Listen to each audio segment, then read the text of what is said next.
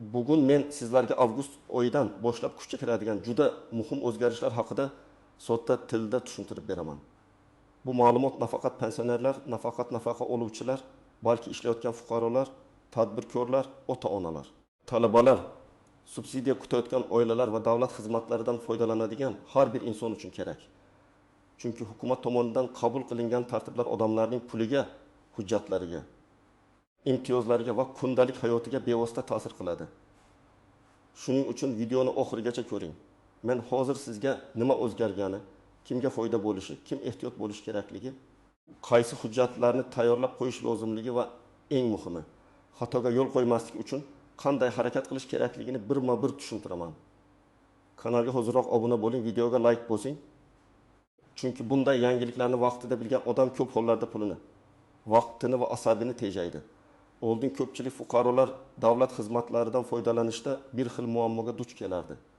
Masalan, nafaqat tayinlash uchun bir idoradan ma'lumotnoma olib, ikkinchi idoraga borish kerak bo'lardi. Subsidiya olish uchun ariza topshirgan odam javobni uzoq kutardi. Tadbirkor esa kichik bir ruxsatnoma yoki hisob-kitobdagi aniqlik uchun bir necha marta idoraga qatnadi. Pensionerlar, nogironligi bo'lgan shaxslar, kam ta'minlangan oilalar va bolali onalar esa ko'pincha qaysi imtiyoz ularga tegishli ekanini bilmay qolardi. Endi avgust oyidan boshlab bir qator tartiblar yangilanmoqda. Asosiy maqsad shuki, fuqarodan ortiqcha hujjat talab qilinmasin. Davlat organlari bir-birida bor ma'lumotni o'zlari elektron tarzda olsin. Yordam haqi yoki kompensatsiya haqiqatda muhtoj oilaga tezroq yetib borsin va eng asosiysi inson idora yurib qiynalmasin. Men buni oddiy qilib aytaman. Oldingi tartibda fuqaro davlatga ma'lumot isbotlab berardi. Yangi tartibda esa davlat o'z bazalaridagi ma'lumotlar orqali fuqaroni tekshiradi va xizmatni tezroq ko'rsatish kerak. Bu juda katta farq. Chunki bitta ma'lumotnoma uchun ish kuni yo'qotish, yo'l xarajati qilish, navbatda turish oddiy odam uchun kichik masala emas. Lekin shu yerda muhim jihat bor. O'zgarishlar avtomatik ravishda hammaga bir xil foyda keltiradi deb o'ylash noto'g'ri. Kimning hujjatlari tartibli bo'lsa, kimning daromadi, yashash manzili, oilaviy holati, bank kartasi va telefon raqami bazalarida to'g'ri ko'rsatilgan bo'lsa, o'sha odam tezroq natija ko'radi. Kimda ma'lumotlar eski yoki chalkash bo'lsa, u ariza topshirganda rad javobi olishi yoki jarayon cho'zilib ketishi mumkin. Birinchi muhim o'zgarish davlat xizmatlarining raqamlashtirilishi va ortiqcha hujjatlar kamayishi bilan bog'liq. Men buni eng ko'p uchraydigan misol orqali tushuntiraman. Aytaylik, bir oila bolalar nafaqasi yoki moddiy yordam uchun murojaat qilmoqchi. Oldin bu oila mahalla bandlik organi, soliq, bank va boshqa joylardan ma'lumot to'plashga majbur bo'lishi mumkin edi. Endi ko'p ma'lumotlar elektron tizim orqali tekshiriladi. Oilada kimlar ro'yxatda turibdi, rasmiy daromad bormi, pensiya yoki nafaqa olinadimi, mulk mavjudmi, avtomobil bormi, aliment to'lanadimi, bank orqali tushumlar qanday? Bu nimani anglatadi? Agar siz haqiqatan ham yordamga muhtoj bo'lsangiz, lekin avval hujjat yig'ishga qiynalgan bo'lsangiz, endi imkoniyat oshadi. Masalan, oilada 5 kishi yashaydi. Ota vaqtincha ishsiz, ona 2 nafar farzand bilan uyda, katta farzand maktabda o'qiydi. Rasmiy daromad yo'q, ijara uyda yashaydi. Nomida qimmat mulk yo'q. Bunday holatda ariza to'g'ri topshirilsa, elektron tizim bu oilaning ehtiyojini ancha aniq ko'rishi mumkin. Lekin boshqa misolni olaylik. Oilada rasmiy daromad kam ko'rinadi, ammo bir necha oy ichida bank kartaga muntab katta pul tushgan. Masalan, har oy 6 million yoki 10 million so'm pul o'tkazmalari bo'lgan. Fuqaro buni qarindosh yordam berdi deb tushuntirishi mumkin. Lekin tizim bunday tushumlarni ham ko'rishi ehtimoli bor. Shuning uchun ariza berishda daromadni yashirish yoki noto'g'ri ma'lumot kiritish xavfli. Chunki keyin yordam puli noto'g'ri tayinlangan deb topilsa, qaytarish talabi ham qo'yilishi mumkin. Ikkinchi o'zgarish ijtimoiy himoya masalalarida aniqroq manzillilikka o'tish bilan bog'liq. Ya'ni yordam hammaga bir xil tarqatilmaydi, balki muhtojlik darajasi, oiladagi odamlar soni, bolalar yoshi, nogironligi bo'lgan shaxs bor yo'qligi, yolg'iz keksalar holati kabi mezonlar inobatga olinadi. Bu juda muhim, chunki davlat mablag'i cheklangan. Agar yordam rostdan ham qiyin ahvoldagi oilaga bo'lsa, uning ta'siri katta bo'ladi. Masalan, bir oilada 3 nafar bola bor. Ulardan bir nogironligi bo'lgan bola. Ota ishlaydi, lekin daromad 3 million so'm atrofida ona bolaga qaraydi va ishlay olmaydi. Bu oilaning xarajati oddiy oilanikidan ko'proq bo'ladi. Dori-darmon, reabilitatsiya, yo'l xarajati, maxsus ovqatlanish shifokor ko'rgan. Yangi yondashuvda bunday holatlar alohida e'tiborga olinishi kerak. Men tomoshabinlarga doim aytaman, agar oilada nogironligi bo'lgan shaxs bo'lsa, barcha tibbiy hujjatlar, nogironlik guvohnomasi, individual reabilitatsiya dasturi, shifokor xulosalari tartibli saqlansin. Chunki ariza ko'rib chiqilayotganda bitta yetishmagan hujjat ham jarayonni kechiktiradi. Uchinchi muhim yo'nalish pensiya va nafaqa oluvchilar uchun ma'lumotlarning to'g'ri bo'lishidir. Avgustdan boshlab ayrim to'lovlar, kompensatsiyalar yoki qayta hisob-kitoblar elektron ma'lumotlarga ko'proq bog'lanadi. Bu yerda eng ko'p xato mehnat staji, ish haqi ma'lumotlari va pasport ma'lumotlari bo'yicha chiqadi. Masalan, odam 1999 yildan 2005 yilgacha ishlagan, lekin arxivda uning ish joyi nomi boshqa ko'rsatilgan yoki korxona yopilib ketgan. Natijada pensiya hisobida ayrim davrlar kiritilmay qolishi mumkin. Bunday vaziyatda fuqaro kutib o'tirmasligi kerak. Men tavsiya qilaman. Pensiya yoshiga yaqinlashayotgan odamlar kamida 6 oy oldin mehnat daftarchasini, ish joyi buyruqlarini, arxiv ma'lumotlarini, ish haqi to'g'risidagi hujjatlarni tekshirib chiqsin. Agar mehnat daftarchasida muhr noaniq bo'lsa, ishga kirgan yoki ishdan bo'shagan sana xato yozilgan bo'lsa, familiya o'zgargan bo'lsa, nikoh guvohnomasi yoki ism-sharif o'zgarishini tasdiqlovchi hujjat ham kerak bo'ladi. 4-o'zgarish tadbirkorlar uchun ham muhim.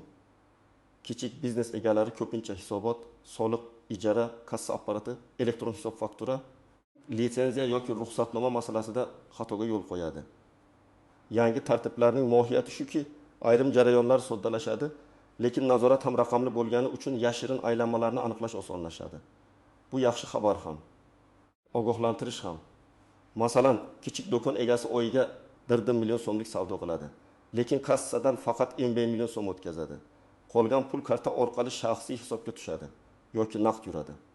Avval buni aniqlash qiyinroq bo'lgan bo'lsa, endi bank tushumlari, elektron to'lovlar, tovar kirimi va soliq hisobotlari o'zaro solishtirilishi mumkin. Shuning uchun tadbirkor uchun eng to'g'ri yo'l hisob-kitobni boshidan toza yuritishdir. Chunki keyin jarima, penya va tekshiruv kelganda men bilmagan edim deyish yordam bermaydi. 5-masala uy-joy. Subsidiya va kommunal to'lovlar bilan bog'liq. Ko'p oilalar ipoteka subsidiyasi, ijara kompensatsiyasi yoki kommunal imtiyoz olishni kutadi. Avgust oyidagi yangilanishlar shuni ko'rsatadiki, ariza topshirishda fuqarolarning mulkiy holati, ro'yxatda turgan manzili, oilaviy tarkibi va daromadi yanada aniq tekshiriladi. Bu adolat uchun kerak, lekin ayrimlar uchun noqulay bo'lishi mumkin.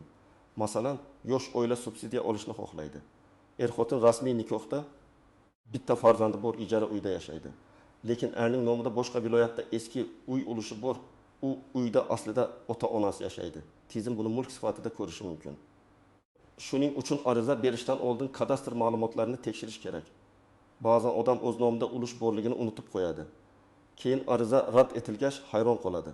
Men shunday holatlarda avval MyTonkigov uz yoki kadastr xizmatlari orqali o'z nomingizdagi ko'chmas mulkni tekshirib olishni maslahat beraman. Endi istisnolar, nozik joylar va ko'pchilik e'tibor bermaydigan jihatlarga o'tamiz. Birinchi nozik jihat shuki, yangi tartib kuchga kirdi degani, barcha to'lovlar darhol ertasi kuni tushadi degani emas. Har bir tizimda ariza qabul qilish, tekshirish, idoralararo ma'lumot almashish, qaror chiqarish va to'lov reyestriga kiritish bosqichlari bor. Agar siz bugun ariza topshirsangiz, natija bir necha kun yoki ayrim holatlarda bir necha hafta davomida chiqishi mumkin. Ikkinchi nozik jihat, ro'yxatda turish joyi bilan haqiqiy yashash joyi farq qilsa, muammo chiqishi mumkin. Masalan, fuqaro Samarqandda ro'yxatda, lekin Toshkentda ijarada yashaydi. Bolalari Toshkentdagi maktabga boradi, ish joyi ham shu yerda. Lekin ijtimoiy yordam yoki ayrim davlat xizmatlari bo'yicha tizim ro'yxatdagi manzilga qarashi mumkin. Shuning uchun yashash joyi bilan bog'liq hujjatlarni tartibga keltirish kerak. Ijara shartnomasi rasmiy bo'lsa, bu ko'p masalada yordam beradi. Uchinchi nozik jihat bank kartasi va telefon raqami. Hozir ko'plab xizmatlar SMS tasdiqlash, elektron kabinet va bank kartasi orqali ishlaydi. Agar karta boshqa odam nomida bo'lsa, telefon raqam eski bo'lsa, pasport almashgan bo'lsangiz-u, bankdagi ma'lumot yangilanmagan bo'lsa, to'lov ushlanib qolishi yoki ariza tasdiqlanmasligi mumkin. Men oddiy misol keltiraman. Nafaqa onaning nomiga tayinlangan, lekin karta erining nomida. Tizim buni mos kelmaydigan ma'lumot deb ko'rishi mumkin. Shuning uchun to'lov oluvchi shaxs nomidagi karta tayyor bo'lishi kerak. To'rtinchi nozik jihat qarzdorlik. Ayrim to'lovlar, subsidiyalar yoki ruxsatnomalarda soliq qarzi, aliment qarzi, ijro hujjatlari. Kredit bo'yicha muammolar bevosita yoki bilvosita ta'sir qilishi mumkin. Har doim ham ariza rad etiladi degani emas, lekin jarayon cho'zilishi qo'shimcha tekshiruv bo'lishi mumkin. Masalan, tadbirkor imtiyozli kredit olishga murojaat qiladi, lekin soliqdan kichik qarzdorligi bor. Qarzdorlik 200 ming so'm bo'lsa ham tizimda ko'rinadi. Fuqaro buni oldindan yopsa ariza tezroq yuradi. 5-nozik jihat oilaviy tarkib. Ko'p arizalarda oiladagi a'zolar soni hal qiluvchi ahamiyatga ega. Lekin ro'yxatda amalda yashamaydigan qarindoshlar turishi yoki aksincha yashayotgan odam ro'yxatda bo'lmasligi mumkin. Masalan, bir xonadonda bu kelin 2 bola yashaydi, lekin ro'yxatda yana chet elda ishlayotgan aka ham turadi. Tizim uni oila tarkibida ko'rib, daromadini yoki mulkini hisobga olishi mumkin. Natijada yordam rad etilishi ehtimoli paydo bo'ladi. Bunday holatda hujjat bilan haqiqiy vaziyatni asoslash kerak bo'ladi. 6-jihat talaba va yoshlar masalasi. Avgust oyida o'qishga kirish, kontrakt, ijara, ta'lim krediti, stipendiya, yotoqxona bilan bog'liq murojaatlar ko'payadi. Ota-onalar aynan shu paytda shoshilib xato qiladi. Masalan, ta'lim krediti olish uchun bankka boradi, lekin talabaning shartnomasi hali elektron tizimda tasdiqlanmagan bo'ladi. Yoki yotoqxona uchun ariza topshiradi, lekin ijtimoiy holatini tasdiqlovchi hujjatlarni ilova qilmaydi. Natijada navbatda orqaga tushib qoladi. Bu yerda men aniq tavsiya beraman. Talaba kontrakti, pasport yoki ID karta, JSSHIR. Ota-onaning daromad ma'lumoti, oilaning ijtimoiy holatini tasdiqlovchi hujjatlar, nogironlik bo'lsa tibbiy hujjat, o'quvchisini yo'qotganlik bo'lsa tegishli guvohnoma oldindan tayyor tursin. Hamma narsani oxirgi kuni qilish eng katta xato. 7-nozik jihat. Chet elda ishlayotgan fuqarolar. Ko'p oilalarda asosiy daromad chet eldan keladi. Agar pul bank orqali muntazam tushsa, tizim buni daromad sifatida ko'rishi mumkin. Bu degani darhol imtiyozdan mahrum bo'lasiz degani emas, lekin ariza ko'rib chiqilayotganda hisobga olinadi. Shuning uchun oilaning haqiqiy xarajatlari, qarzlari, davolanish xarajatlari yoki boshqa og'ir holatlari bo'lsa, ularni hujjat bilan ko'rsatish muhim. Endi men sizga aniq qadamlarni aytaman. Birinchi qadam, o'zingizning shaxsiy ma'lumotlaringizni tekshiring. ID karta yoki pasport ma'lumotingiz, JSHIR, telefon raqamingiz, bank kartangiz, yashash manzilingiz bir-biriga mos bo'lishi kerak. Agar pasport almashtirgan bo'lsangiz, bank, mobil operator va kerakli davlat xizmatlaridagi ma'lumotlar yangilanganini tekshiring. Ikkinchi qadam, MyTongabuz portalidan foydalaning. Ko'p xizmatlar aynan shu portal orqali beriladi. Agar elektron raqamli imzo bo'lsa, yanada yaxshi. Bo'lmasa, davlat xizmatlari markaziga borib, kerakli xizmat bo'yicha ariza topshirishingiz mumkin. Men odamlarga shuni aytaman. Og'zaki gapga ishonib yuravermang. Arizangiz qabul qilingani haqida raqam, kvitansiya yoki elektron tasdiq bo'lsin. Chunki keyin murojaat holatini kuzatish uchun shu raqam kerak bo'ladi. 3-qadam, hujjatlarni bitta papkaga yig'ing. Oilaviy masalalar uchun nikoh guvohnomasi, tug'ilganlik guvohnomalari, ajrim bo'lsa sud qarori, aliment bo'lsa sud qarori, ijro hujjati, nogironlik bo'lsa guvohnoma, davolanish xarajatlari bo'lsa chek va shifokor xulosasi. Ishsizlik bo'lsa bandlik organi bilan bog'liq ma'lumotlar kerak bo'lishi mumkin. Hujjatlar rasmga olinganda tiniq, to'liq va o'qilishi oson bo'lsin. 4-qadam, daromad va xarajatlaringizni oldindan tushunib oling. Agar siz yordam yoki subsidiya so'rasangiz, tizim faqat siz aytgan gapga emas, ma'lumotlarga qaraydi. Rasmiy ish haqi, pensiya, nafaqa, bank tushumlari, mulk, avtomobil, tadbirkorlik daromadi tekshirilishi mumkin. Shuning uchun arizada noto'g'ri ma'lumot bermang. Noto'g'ri ma'lumot qisqa muddatda foyda bergandek ko'rinsa ham, keyin katta muammo keltiradi. 5-qadam, rad javobi olsangiz, darhol sababini so'rang. Ko'pchilik rad etildi degan xabarni ko'rib taslim bo'ladi.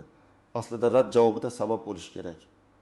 Masalan, daromad me'yordan oshgan, hujjat yetishmagan, manzil mos emas, mulk aniqlangan, oila tarkibi noto'g'ri ko'rsatilgan. Sababni bilsangiz, uni tuzatish mumkin. Kerak bo'lsa, qayta ariza berasiz yoki yuqori turuvchi organga murojaat qilasiz. 6-qadam, rasmiy manbalarni kuzating. Men har doim Leguz, MyBank.uz, tegishli vazirlik va hokimliklarning rasmiy sahifalarini tekshirishni maslahat beraman. Telegramdagi tasdiqlanmagan xabarlar odamni adashtirishi mumkin. Ayniqsa hamma 2 million so'mdan oladi. Ariza bermasangiz pul kuyadi. Faqat bugun ro'yxatdan o'ting degan xabarlarga ehtiyot bo'ling. Davlat to'lovi yoki imtiyozi hech qachon shaxsiy kartaga oldindan pul o'tkazish orqali rasmiylashtirilmaydi. 7-qadam. Davlat xizmatlari markaziga borganda savolni aniq bering. Menga yordam kerak deyishning o'zi yetarli emas. Men bolalar nafaqasi uchun ariza bermoqchiman. Men subsidiya shartlarini tekshirmoqchiman. Mening pensiya stajim bo'yicha ma'lumotni aniqlashtirish kerak. Mening nomimda qanday mulk borligini bilmoqchiman deb aniq ayting. Aniq savolga aniq xizmat ko'rsatiladi. 8-qadam. Murojaatlaringizni yozma qiling. Agar siz biror idoraga borganda masala hal bo'lmasa, og'zaki gap bilan cheklanib qolmang. Rasmiy murojaat yozing. Unda ism sharifingiz, telefon raqamingiz, manzilingiz, muammo mazmuni, ilova qilinayotgan hujjatlar va so'rovingiz aniq ko'rsatilgan bo'lsin. Masalan, mening bolalar nafaqasi bo'yicha arizam rad etilgan. Rad etish sababi sifatida oilaviy daromad ko'rsatilgan. Ushbu hisob kitobda qaysi daromadlar inobatga olinganini yozma ravishda tushuntirib berishingizni so'rayman. Mana shunday yozilsa, javob ham ancha aniq bo'ladi. 9-qadam. Keksalar va ota-onalarga yordam bering. Chunki elektron xizmatlar hamma uchun ham oson emas. Ko'p pensionerlar SMS kodini aytib qo'yadi, kartasini boshqalarga berib qo'yadi yoki firibgarlarning gapiga ishonib qoladi. Avgustdagi yangiliklar fonida firibgarlar ham faollashishi mumkin. Sizga yangi to'lov chiqdi. Kartangiz kodini ayting. Imtiyozni rasmiylashtirib beraman. Oldindan pul yuboring degan qo'ng'iroqlarga ishonmang. Hech kimga SMS kod bermang. Bank kartaning orqa tomonidagi raqamlarni aytmang.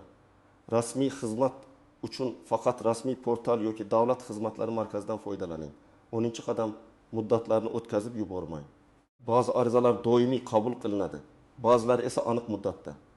Masalan, ta'lim, subsidiya, ayrim kompensatsiya yoki tanlov asosidagi imtiyozlarda muddat juda muhim. Oxirgi kunga qoldirilsa, portal yuklama sabab sekin ishlashi, hujjat yetishmay qolishi yoki ariza qabul qilinmay qolishi mumkin. Men eng kamida 5-7 kun oldin hujjatlarni tayyorlab, arizani yuborishni maslahat beraman. Keling, yana bir nechta hayotiy vaziyatni ko'rib chiqamiz. Birinchi vaziyat. Yolg'iz ona 2 farzand tarbiyalayapti. Rasmiy ish joyi yo'q. Tikuvchilik qilib oyga taxminan 50 million so'm topadi. U bolalar nafaqasiga murojaat qilmoqchi. Bu holatda u farzandlarning tug'ilganlik guvohnomalarini, ajr yoki aliment bo'yicha hujjat bo'lsa, shuni, yashash joyi bo'yicha ma'lumotni, bank kartasini tayyorlashi kerak. Agar aliment tayinlangan bo'lsa-yu, lekin amalda to'lanmayotgan bo'lsa, ijro organidan qarzdorlik haqida ma'lumot olish foydali bo'ladi. Ikkinchi vaziyat. Pensioner otaxonning pensiyasi kam, lekin nomida eski Moskvich yoki foydalanilmayotgan yer ulushi bor. U kommunal imtiyoz yoki moddiy yordam so'raydi. Tizim nomidagi mulkni ko'rib, arizani qo'shimcha tekshiruvga yuborishi mumkin. Bu degani yordam berilmaydi degani emas. Lekin otaxon o'sha mulk amalda daromad keltirmasligini yoki foydalanilmayotganini tushuntiruvchi hujjatlarni tayyorlash kerak bo'lishi mumkin. 3-vaziyat, yosh tadbirkor onlayn savdo qiladi. Pulning bir qismi plastik kartaga, bir qismi naqd, bir qismi to'lov tizimlari orqali tushadi. U soliqni minimal ko'rsatib kelgan. Endi raqamli nazorat kuchayganda tovar kirimi va pul tushumi o'rtasidagi farq savol tug'diradi. Bunday tadbirkor darhol buxgalteriya tartibini to'g'rilashi, elektron hisob fakturalarni tekshirishi, kassadan foydalanishi va soliq maslahatchisi bilan maslahatlashishi kerak. 4-vaziyat. Talaba Toshkentga o'qishga keldi. Ota-onasi viloyatda. U yotoqxona olmoqchi, lekin ijtimoiy holatini tasdiqlovchi hujjatlarni topshirmagan. Natijada yotoqxona navbatida ustuvorlik ola olmasligi mumkin. Agar oilasi kam ta'minlangan bo'lsa, nogironligi bo'lgan ota-onasi bo'lsa yoki boquvchisini yo'qotgan bo'lsa, buni hujjat bilan ko'rsatish kerak. Shunchaki biz qiynalamiz deyish yetarli emas. 5-vaziyat. Oila ipoteka subsidiyasiga ariza beradi. Erning maoshi 2 million so'm, xotinning maoshi 3 million so'm. Bitta farzand bor, lekin erning nomida otasidan qolgan uyning 1 million ulushi bor. Oilaning o'zi bu uyda yashamaydi. Tizim esa mulk borligini ko'radi. Shuning uchun ariza berishdan oldin mulkiy holat tekshirilmasa, rad javobi kelishi mumkin. Keyin esa vaqt yo'qotiladi. Demak, avgust oyidan boshlab qabul qilingan o'zgarishlarning asosiy mazmuni shuki, davlat xizmatlari ko'proq elektronlashadi. Yordam va imtiyozlar aniqroq manzilga yo'naltiriladi. Ortiqcha hujjatlar kamayadi, lekin ma'lumotlarning to'g'riligi yanada muhim bo'ladi. Kim hujjatlarni tartibga keltirsa, arizani to'g'ri topshirsa, rasmiy manbadan foydalansa va muddatlarni o'tkazib yubormasa, bu o'zgarishlardan real foyda ko'radi. Men sizga ekspert sifatida eng muhim gapni aytaman. Bugungi sharoitda huquqini bilgan odam yutadi. Hujjatini tekshirgan odam yutadi. Arizasini yozma topshirgan odam yutadi. Eshitdim, kimdir aytdi, mahallada shunaqa deyishdi degan gaplar bilan yurish esa ko'p hollarda odamni imkoniyatdan mahrum qiladi.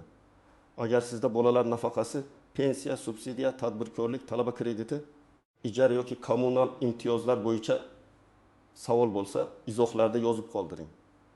Qaysi o'zgarish sizga ko'proq ta'sir qilmoqda, qaysi masalada tushunmovchilik bor, men ko'rib chiqaman va keyingi videolarda alohida tushuntirib beraman. Videoga like bosing, kanalga obuna bo'ling va yaqinlaringizga ham yuboring. Chunki bu ma'lumot avgust oyida juda ko'p odamga kerak bo'ladi.